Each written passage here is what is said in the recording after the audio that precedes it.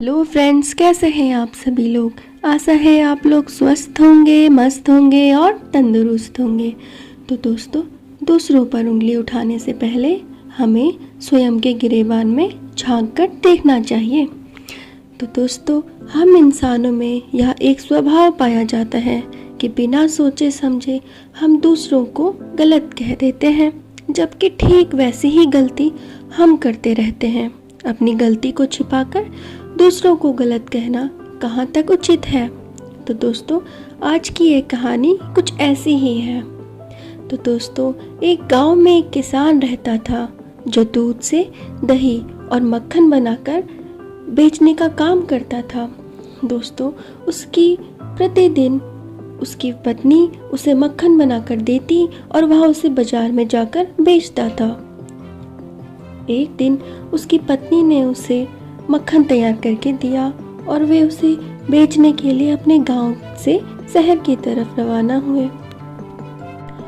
दोस्तों, वह मक्खन गोल पेड़ों की शक्ल का बना हुआ था और हर पेड़े का वजन 1 किलो था।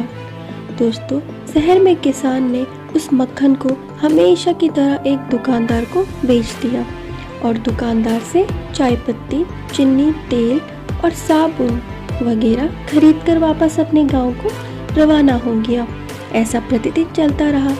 दोस्तों, एक दिन किसान के जाने के बाद दुकानदार ने मक्खन को फ्रीजर में रखना शुरू किया।